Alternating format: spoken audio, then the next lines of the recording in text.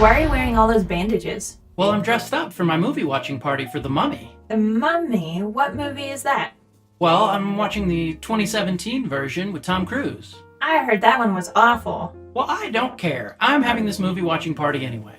Well, let's see who shows up. Okay. Well, it's been a while. No one's here yet. What do you think's their problem?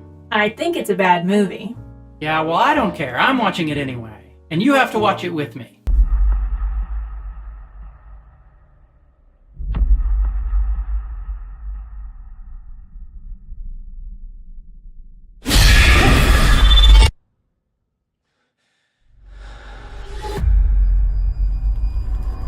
Welcome to a new world of gods and monsters. The Mummy is Universal's big budget attempt to get their own hands on some of that sweet, sweet cinematic universe money. In it, Tom Cruise accidentally resurrects the mummy of an ancient princess and then runs around for a couple of hours while things explode in London for some reason. Will the Mummy be a graveyard smash? So, was it as bad as you thought it was going to be? It was not as bad as I thought it was going to be, because I thought it was going to be so bad. What's great about The Mummy is that you can fall asleep halfway through and wake back up and still understand it just as well. It was so much fun, and it made absolutely no sense. It made no sense, and you apparently had a lot more fun than I did. There were a lot of bits in the movie that were trying to be fun, but did not come off as very fun to me. For instance, they thought, oh, we'll have a fun opening action sequence with a lot of banter, and let's set it in Iraq with a bunch of ISIS fighters. That seemed to be a little bit distasteful, to say the least. Well, the only thing that was fun about it was that Tom Cruise is roaring and ready to go into action, and his sidekick wasn't. He thought he was going to die the whole time. Yeah, but the setting was totally distasteful. And they started with these ISIS fighters destroying ancient monuments, which is a real and horrible thing. That's not funny. That's true. But ostensibly, he was there to save the monuments. I guess. I mean, that leads me into another thing, which is I think his character was meant to be sort of the lovable rogue, but he really just came off as a total asshole. Agreed. What they tried to do with his character was to make him a real Han Solo, where he was this sort of rapscallion, but in reality, he was pretty sleazy. Throughout the whole beginning, multiple times he was called a thief, or that he'd done something wrong, and then he was a little shady, but he was supposed to be cool about it. And then at the very end, when the climax is happening, you think that he's learned his lessons, he's reformed, he's no longer a womanizer, he's not going to take advantage, he's going to save all of these historical things and not sell them on the black market. And then at the end, he saves the day by being a thief. Oh my God. Which, on the one hand, was terrible, but on the one hand, was really fun too. I don't know. You got a lot more joy out of it than I did. I just felt like there was no character in this movie that I had any feelings about. Like 45 minutes in, I was like, oh, I guess I'm not ever going to care about any of these characters. What about his friend who died at the very beginning? Did you care about him? No, I didn't. He was a sidekick, and yet I just didn't buy it. Why was he his sidekick? How did he get talked into these things? And then I'm going to give something of a spoiler because this movie is so bad that I just don't care. The one thing that kind of worked in this movie was a direct ripoff from An American Werewolf in London. Having the dead friend. What happened in that movie? You haven't seen that movie, so I don't want to give too many spoilers because that's a great movie. Okay. But I will say that there is a dead friend who sort of sarcastically haunts him. It's sort of surreal, and you don't know if it's just in his head or not. And they directly stole that element for this film. And that was the only thing that made me feel anything at all.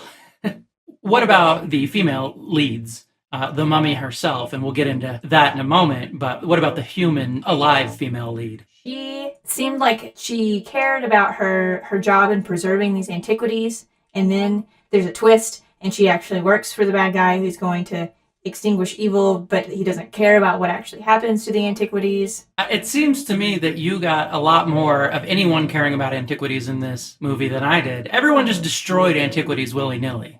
Ostensibly, that's what she was there to do, was to save them, but that turned out not to be the case. There was a moment somewhere in the climax where they were going to kill the mummy girl, And she said, wait, don't kill her. She knows so much. We can learn so much from her. Maybe she's trying to actually acquire knowledge about this ancient world, whereas everyone else just has the means for their own end. Yeah, even that felt really shoehorned into me because at that point she'd already seen her being an evil living mummy, raising all these corpses. And at that point, I don't really buy that motivation anymore. One of the things that really bothered me about the titular mummy was why did they feel that they had to remove this so much from anything remotely Egyptian? Her sarcophagus doesn't look Egyptian at all. There are no actual hieroglyphs. She has this writing on her face that's just a bunch of random marks. And then they have them find her tomb in Iraq. Why? Did they think it was too played out because of the Brendan Fraser movies? So the Egyptian iconography was missing, I agree. And in addition, the one missing piece of the puzzle that they needed was buried in some tombs underneath London because of a relic that was stolen by the Crusaders. And so none of it had actually anything to do with Egypt. Did you think that was just an excuse to get the action into London? And why? Is it because they felt like they had to have the movie play out in some place full of white people?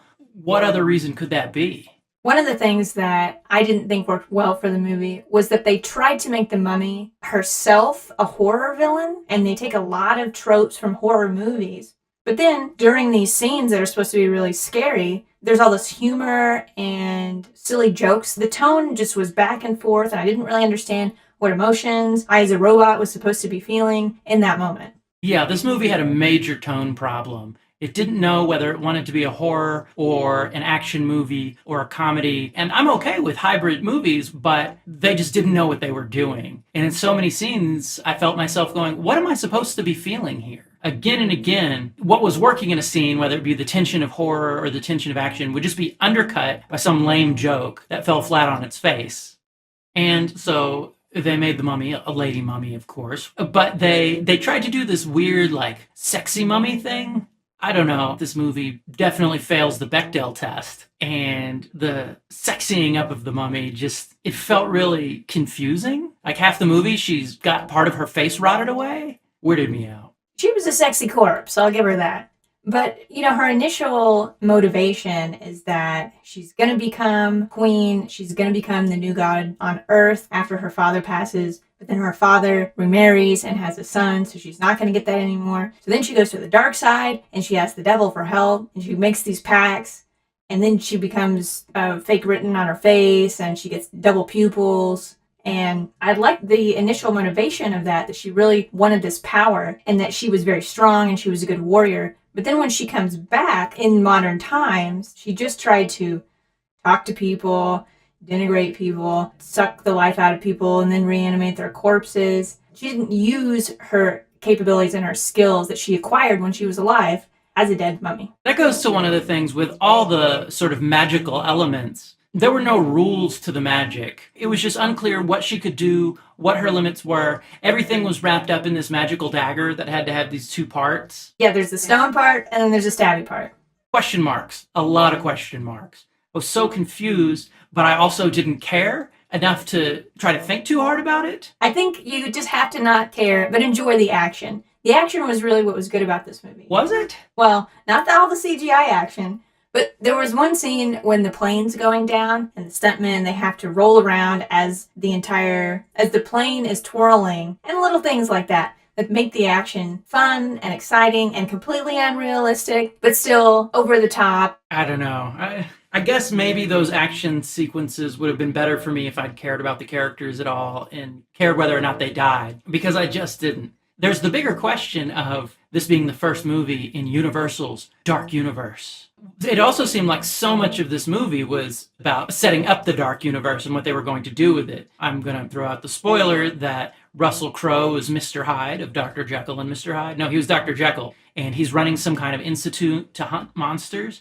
And it seemed like the pilot of a television show where they're setting up this group whose job is to research interesting monsters. They dedicated a lot of screen time and voiceover exposition to try to set up this universe. He may be a monster, but he's learning about it and trying to find out how he can keep his monster side under control. Only a monster can fight another monster.